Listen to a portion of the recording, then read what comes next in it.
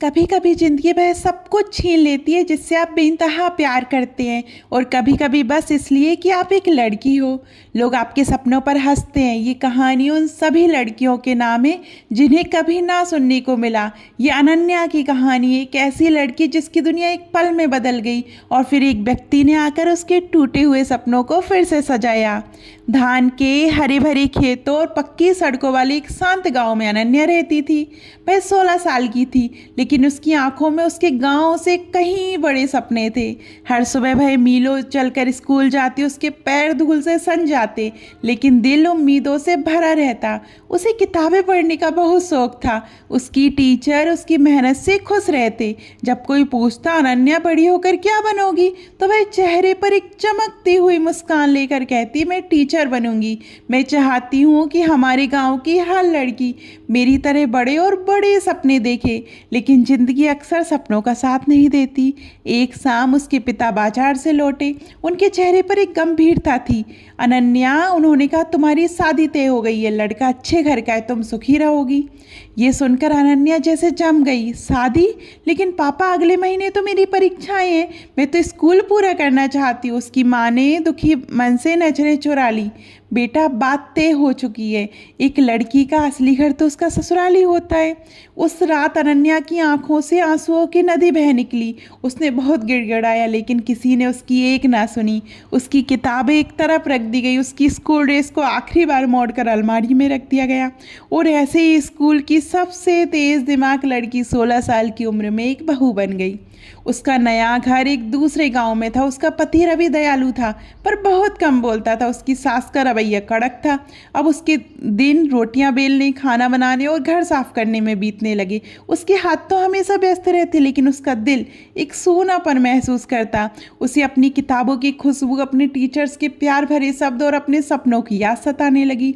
रात होते ही वह चुपके से अपनी एक पुरानी नोटबुक निकालती, जिसे उसने एक डिब्बे में छुपा रखा था, और धीरे से खुद से कहती, मैं सब कुछ नहीं भूलना चाहती जो मैंने सीखा है। मैं बाजार की पुरानी रसीदों के पीछे गणित के सवाल हल करती, पुराने पाठ याद करके अंग्रेजी के शब्द दोहराती, पर उसे लगता जैसे वह दुनिया में बिल्कुल अकेली है। उसे यकीन हो गया था कि अब उसके सपनों की कोई कीमत नहीं रह गई, पर शायद ऐसा नहीं था। एक शाम उसके ससुर मिस्टर देव, जो एक रिटायर्ड स्कूल प्रिंसिपल थे, जल्दी घर आए। वह गहरी सोच रखने वाले, शांत और अच्छे दिल के इंसान थे। उन्होंने अनन्या के कमरे से आती हुई हल्की सी रोशनी देखी। अंदर झांका तो देखा अनन्या एक मंद चिराग की रोशनी में कुछ लिख रही है। अनन्या, इतनी रात गए, क्या लिख रही हो बेटा? ओ कुछ नहीं बाबा जी, बस ऐसे ही। डरो मत बच्ची, मैं भी एक समय पर पढ़ाता था, तुम पढ़ाई कर रही थी ना? अनन्या ने कहा, हाँ, पर अब उसका क्या फ़ायदा? वो दिन तो गए। किसने कहा तुमसे कि शादी के बाद सपने खत्म हो जाते हैं? हर कोई कहता है कि एक अच्छी बहू को सिर्फ अपने घर के बारे में सोचना चाहिए, लेकिन एक अच्छे घर को भी अपनी बहू के सपनों के बारे में सोचना चाहिए।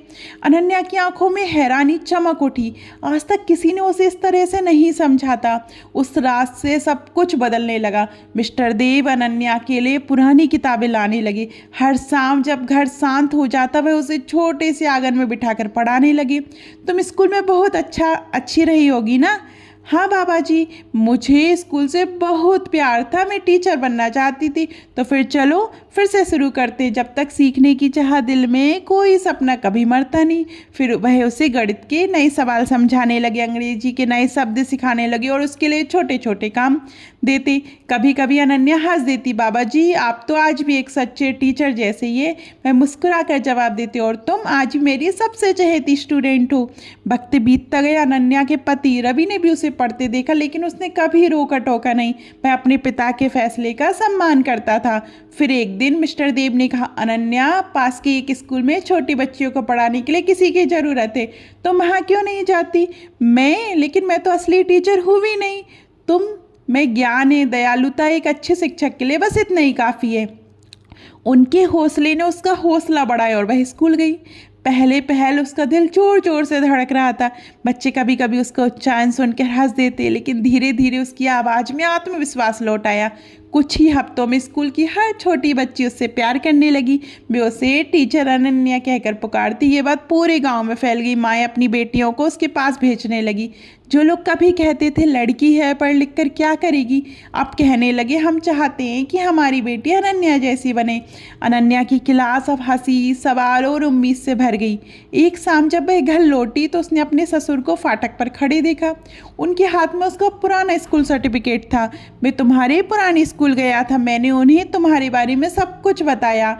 वे चाहते हैं कि तुम एक परीक्षा दो, अगर पास हो गई तो तुम एक सच्ची टीचर बन जाओगी। बाबा जी, आपने मेरे लिए इतना कुछ कहा किया। अनन्या ने बोला, नहीं बेटा, ये सब तुमने खुद अपने लिए किया, मैंने बस दरवाजा दिखाया, उसे खोलकर आगे बढ़ना तो तुमने खुद सीखा। फिर अनन्या ने पहले से भी ज़्यादा जी जान से पढ़ाई शुरू की। हर रात वह और उसके ससुर साथ बैठकर पाठ याद करते। जब परीक्षा का दिन आया तो उसके हाथ काँप रहे थे। डरो मत, उसके ससुर ने कहा, तुम दिल से तो पहले से ही एक शिक्षक हो। ये परीक्षा सिर्फ एक कागज़ है जो दुनिया को ये बता देगा। कई हफ्तों बाद एक लिफाफा आया। अनन्या टॉप करके पास हो गई थी। अब वह एक सच्ची प्रमाणित शिक्षक थी। उसकी आंखों से खुशी के आंसू बह निकले। वह दौड़कर अपने ससुर के पास गई और जोर से गले लगा लिया। बाबा जी, मैं कर गई। नहीं बेटा, हम कर गए, मगर हिम्मत तो शुरू से ही तुम्हारे अंदर ही थी। साल बीतते गए और अनन्या का छोटा सा क्लास एक बड़े स्कूल में बदल गया। अब वहाँ सैकड़ों लड़कियाँ पढ़ती थी। उसके पति उसके सबसे बड़े सहारे बन गए। उसके ससुराल वालों के चेहरे पर उसके लिए गर्व था। एक दिन उसने एक छोटी सी बच्ची को अपनी क्लास के बाहर आंसू बहाते देखा। उसने पूछा, क्या हुआ, क्यों रो रही हो? लड़की ने सिसकते हुए कहा, मेरे पापा कहते हैं कि लड़कियों को ज़्यादा पढ़ने की ज़रूरत नहीं होती।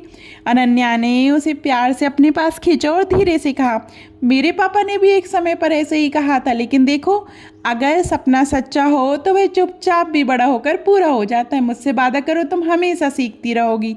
उस छोटी बच्ची ने आंसू पोंछे और मुस्कुराते हुए हाँ में सिर हिला दिया।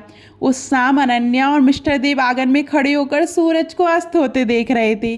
बाबा जी, अनन्या ने कहा, कभी कभी सोचती हूँ अगर आप उस रात मेरे कमरे में नहीं आते तो क्या होता।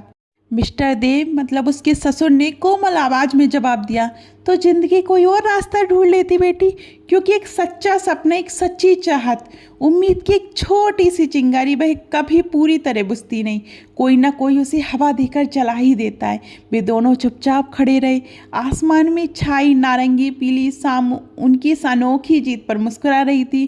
तो दोस्तों, अनन्या की कहानी हमें यही सिखाती है, भले ही पूरी दुनिया आपको ना कह दे, लेकिन उस एक हाँ के लिए अपना दिल तैयार रखो, क्योंकि कभी कभी उम्मीद की किरण वहाँ से आती है जहाँ से आपको उम्मीद ही नहीं होती।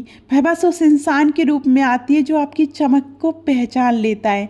तो आपको ये कहानी कैसी लगी कमेंट में ज़रूर बताइएगा। और अभी तक आपने हमारे चैनल परंपरा और प्रतीक्षा को सब्सक्राइब नहीं किया तो सब्सक्राइब करिएगा। धन्यवाद।